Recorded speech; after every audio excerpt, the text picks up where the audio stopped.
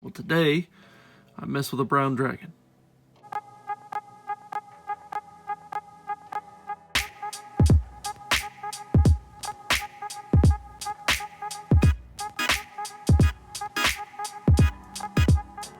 Hello everyone, and welcome to another installment of What in the World Is He Doing? No, I'm just kidding. I'm going to try and attempt non-metallic metal copper on this D&D copper dragon. I've already based it in Vallejo red leather 70818. That is what this is. It's been 2 coats thinned. I got a new wet palette.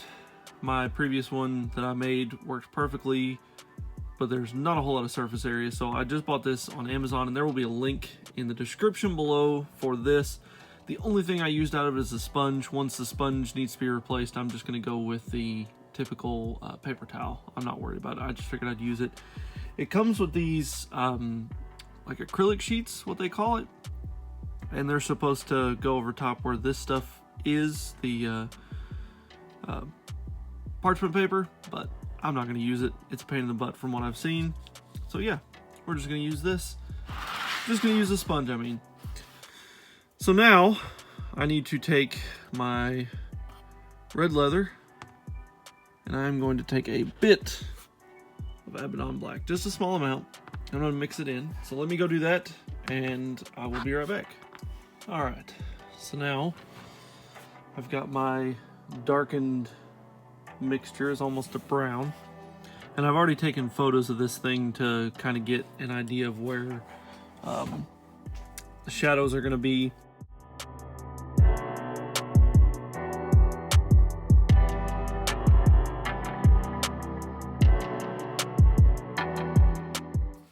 So the way I'm going to do this is the light source is going to be facing towards the front, and I'm not worried too awful much about a lot of the shadows because I think I can bring back more of the detail.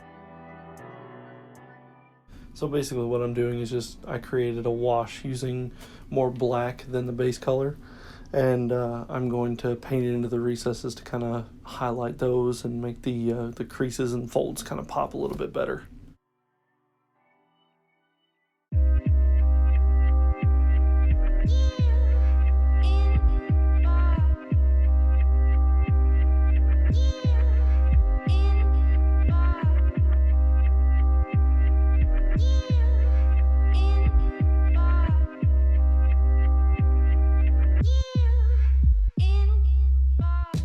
Now you take and mix in some white to your base color. I actually used quite a bit of white to make the highlight edges really stand out. So just make sure that you go really slow and take your time. This is sped up, most of this is, otherwise it'd be a 25-minute video. But just take your time and go slow and make sure that you're picking out the edges that you want to pick out that would be on where your light source is hitting. I did a few of the edges that weren't, just to kind of make those stand out a little bit more.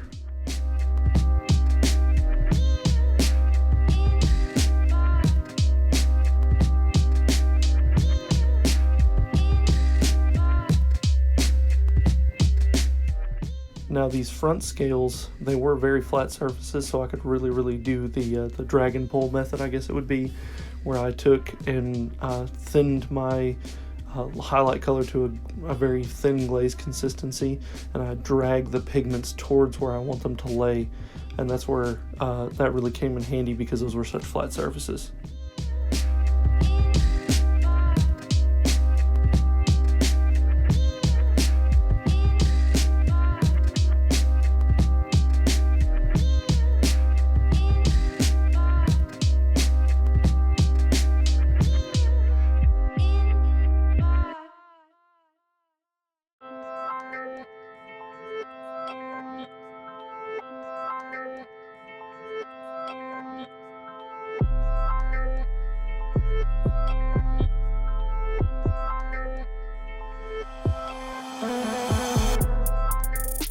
Now, I would have gone more into picking out all the details, but this ultimately was a mess up, and I kind of didn't go too hard into it. So just keep in mind if you're going to follow through with something. Just take your time on all the details, and check your reference pictures and all those things to keep things in a strict line, I guess.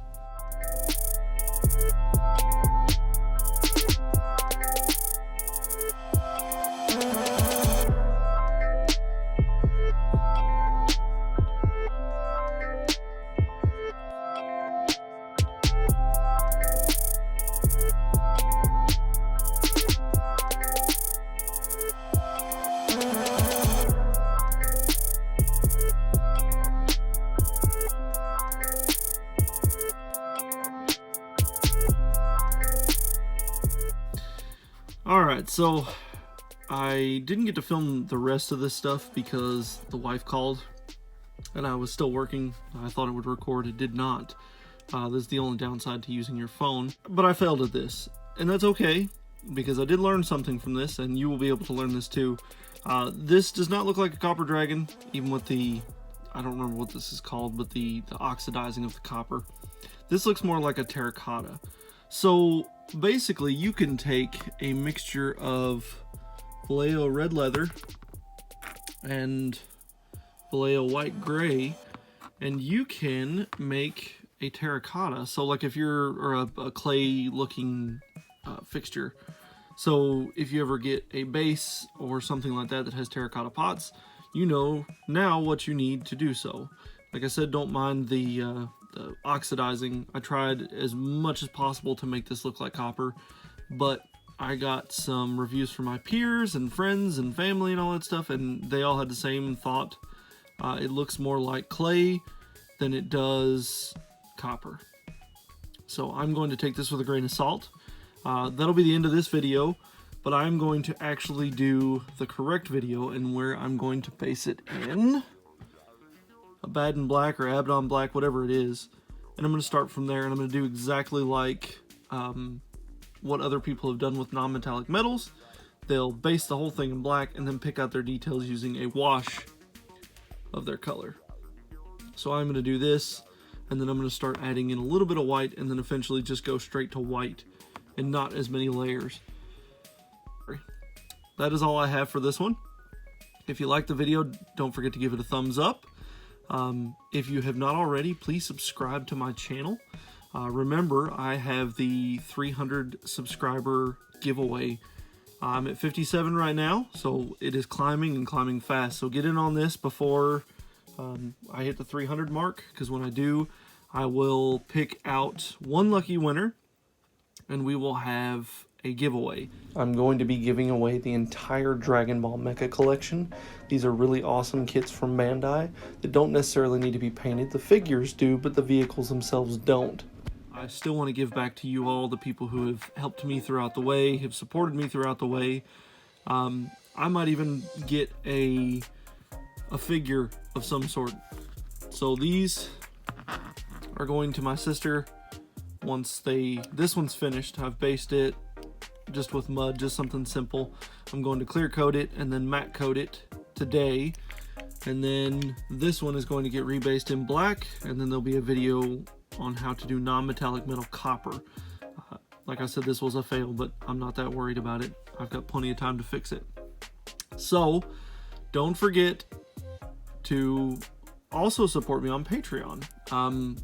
Like I was saying before, money is tighter, but if you would like to help me out by being able to do bigger and better things, more expensive kits, whatnot, the link is down below in the description. It is patreon.com/NotSoAverageBuilder. I've got several tiers set up so you can, do whatever you need to. Also, if you like to use any of the things that I use in here, I do have Amazon affiliate links, and those are also down below in the description.